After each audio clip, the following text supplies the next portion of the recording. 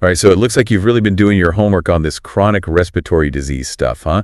You've got articles and notes and even a whole podcast episode queued out. That's impressive. Well, you've come to the right place because in this deep dive, we're going to help you break it all down and really understand what all this information means. And from the looks of it, you've got a great starting point with that podcast episode, Breathe Easy, Understanding Chronic Respiratory Diseases. That's a really solid overview. It is. So to make sure we're all on the same page, can you give us like a quick definition of what a chronic respiratory disease even is? Sure. Chronic respiratory diseases, or CRDs for short, are basically a group of conditions that affect your lungs and airways, making it harder to breathe.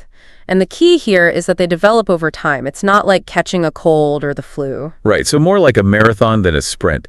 I remember the podcast mentioned a few specific examples of CRDs. Yeah, definitely. So you've got asthma, which is where your airways get inflamed and constricted, making it feel like you're trying to breathe through a straw. Oof. Yeah, that doesn't sound fun. Then there's COPD, which is kind of a big one. It actually includes a couple different conditions like emphysema and chronic bronchitis. Emphysema damages those tiny little air sacs in your lungs, and chronic bronchitis inflames and narrows your airways. And I think the podcast also mentioned bronchiectasis and pulmonary fibrosis. You got it. Bronchiectasis is like having a plumbing problem in your lungs. The airways get damaged and can't clear mucus effectively, which can lead to infection and more breathing problems. And then there's pulmonary fibrosis, where scar tissue builds up in the lungs, making them stiff and unable to take in as much oxygen. Wow. Okay, so that's a pretty wide range of conditions.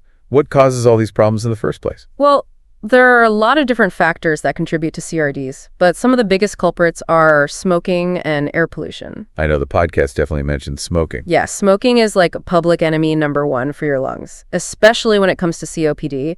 Studies have shown that even being exposed to secondhand smoke for short periods of time can significantly increase your risk. So even if you don't smoke yourself, being around someone who does can still be harmful?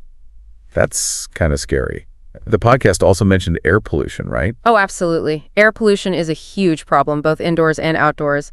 Things like car exhaust and factory emissions, even wood smoke can be really harmful. So those cozy wood-burning fireplaces might not be the best for our lungs. It's something to be mindful of, especially if you already have a respiratory condition. Okay, so we got smoking and air pollution. Anything else we should be aware of? Well, you've also got things like allergens and irritants, dust mites, pollen pet dander. Those can trigger asthma attacks and make breathing more difficult for people with other CRDs.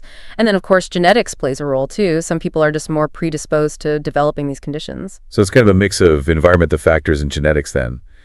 What about things like childhood respiratory infections? I vaguely remember that being mentioned in the podcast. You're right. Having a serious respiratory infection early in life can actually make you more susceptible to developing CRDs later on. It's like it weakens your lungs and sets the stage for potential problems down the road. Wow, so there's a lot at play here.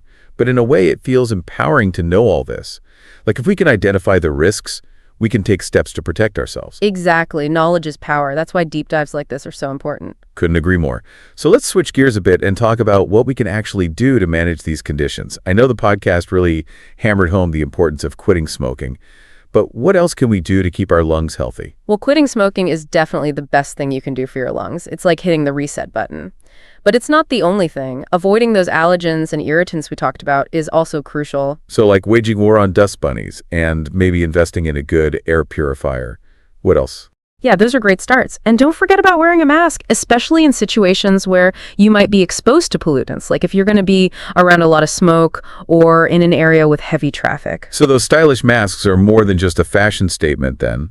They're actually protecting our lungs. I'm looking at my notes here, and I see something about pulmonary rehabilitation. The podcast mentioned it, but didn't really go into detail. Oh yeah, pulmonary rehab is really interesting. It's basically like physical therapy, but for your lungs. It involves doing breathing exercises, along with some strength training and education about your specific condition. So it's kind of a whole body approach to managing CRDs. That makes sense. What about medications? I know the podcast talked about things like inhalers. Yeah, medications definitely play a big role in managing CRDs. Inhalers are great because they deliver medication directly to your lungs, providing quick relief from symptoms. And there are other medications like steroids that can help reduce inflammation and make breathing easier. The key is to work closely with your doctor to figure out the right treatment plan for you.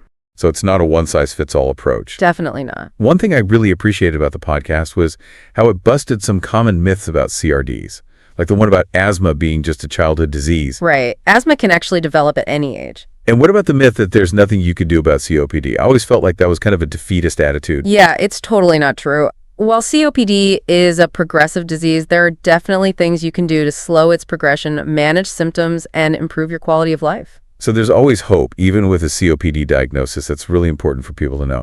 Okay, so we've talked about the causes of CRDs and some ways to manage them.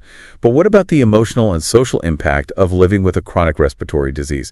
The podcast touched on this briefly, but I'd love to hear your thoughts on it. Yeah, you're right. That's an important aspect that often gets overlooked. I mean, imagine having to deal with shortness of breath, coughing fits, and fatigue all the time. It can really take a toll on your mental and emotional well-being. I can only imagine. It's like carrying this invisible burden around with you. Exactly. And then there's the social impact. Having a CRD can make it hard to participate in activities you used to enjoy, which can lead to feelings of isolation and frustration. It's really important for people with CRDs to have a strong support system, family, friends, support groups, to help them cope with these challenges. I noticed you have something in your notes about a patient named Sarah.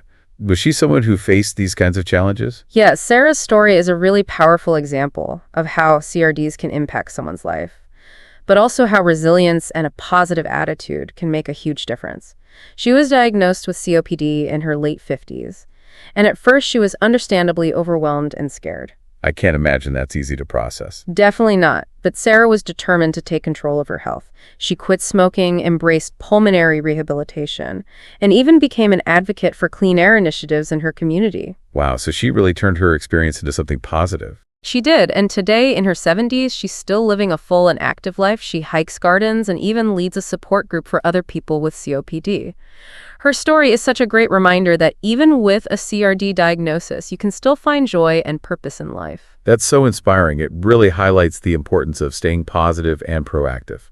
Okay, so we've covered a lot of ground today. As we start to wrap things up, what are some of the key takeaways you want our listener to remember? I think the most important thing to remember is that CRDs are serious conditions, but they are manageable. Understanding the causes, symptoms, and treatment options is absolutely crucial. And don't be afraid to ask questions, advocate for your own health, and seek support when you need it. And remember Sarah's story. She's a perfect example of the power of resilience and a positive mindset. Exactly. And let's not forget about the importance of prevention. We talked about quitting smoking, of course, but even simple things like washing your hands frequently, getting vaccinated against respiratory infections, and being mindful of air quality can go a long way in protecting your lung health. So it's about taking a proactive approach, both for ourselves and for the environment. Absolutely. I think that's a great place to leave it for now. Yeah, sounds good. This deep dive has been incredibly informative, and I hope our listener feels empowered to take charge of their lung health and be an advocate for positive change. Until next time, everyone, breathe easy. And you know what else we didn't really touch on is the fact that CRDs can have a huge impact on your mental and emotional health, too. Oh, yeah, that's a good point. The podcast mentioned it briefly, but I'd be curious to hear more about your perspective on that. Well, just think about it. Having to deal with shortness of breath, coughing fits, and fatigue on a regular basis, it can be really tough both physically and emotionally. I can only imagine. It's like having this constant weight on your shoulders. Exactly. And it can be really isolating, too. You know, having a CRD can make it hard to do the things you used to love, like going for a walk or spending time with friends and family. It's like this invisible barrier that separates you from the things that bring you joy. That's a really good way to put it. And that's why having a strong support system is so important, whether it's family, friends, a support group, or even just a therapist. Having people who understand what you're going through can make a world of difference. Speaking of support, I remember seeing something in your notes about a patient named Sarah. Was she someone who struggled with these kinds of challenges? Yeah, Sarah's story is really incredible. She was diagnosed with COPD in her late 50s. And at first, she was devastated. She felt like her life was over. She was afraid to leave the house, afraid to do anything that might make her symptoms worse. That sounds so debilitating. It was, but Sarah eventually decided that she wasn't going to let COPD control her life. She started doing some research, and she found a pulmonary rehabilitation program at a local hospital. She also joined a support group for people with COPD. And slowly but surely, she started to feel better. So pulmonary rehab and connecting with other people who understood what she was going through, that's what helped her turn things around. Exactly. And you know what's amazing? Sarah is now in her 70s, and she's living a fuller and more active life than she ever imagined possible. She goes hiking, she gardens, she even volunteers at the hospital. Her story is such a powerful testament to the human spirit, and it's a reminder that even with a chronic illness, you can still live a happy and fulfilling life. Wow, Sarah's story is so inspiring. It really shows that there's always hope, even when things seem bleak. So we've talked about the physical and emotional impacts of CRDs, and we've explored some ways to manage them. But I think it's also important to acknowledge that living with a chronic illness can sometimes feel really lonely and isolating. Absolutely. And that's why it's so important to talk about it, to share your experiences with others, and to let people know that they're not alone. That's a great point. And on that note, I think it's time for us to start wrapping things up. Sounds good to me. This deep dive has been incredibly informative, and I really hope that our listener feels empowered to take charge of their lung health and to seek out the support they need. Me too. Remember, everyone, knowledge is power, and the more we know about CRDs, the better equipped we'll be to manage them effectively and to live full and healthy lives. So until next time, breathe easy. You know, one thing we haven't really talked about is the role of advocacy. Oh yeah, that's a good point. What do you mean by advocacy in this context? Well, we've talked a lot about individual responsibility when it comes to CRDs, like quitting smoking and avoiding triggers. But there's also a bigger picture to consider, like the role of environmental factors in lung health. Right, things like air pollution. Exactly. Air pollution is a major contributor to CRDs, and it's something that affects everyone, not just people who already have a lung condition. So what can we do about it? Well, that's where advocacy comes in. We can all do our part to raise awareness about the importance of clean air. We can support policies that promote clean energy and reduce emissions. We can even make small changes in our own lives, like choosing to walk or bike instead of drive whenever possible. So it's about taking a stand for our own health and for the health of our planet. Exactly. Our lungs are connected to the air we breathe, and the health of our planet is inextricably linked to our own well-being. That's a really powerful message. It is, and it's something we should all be thinking about.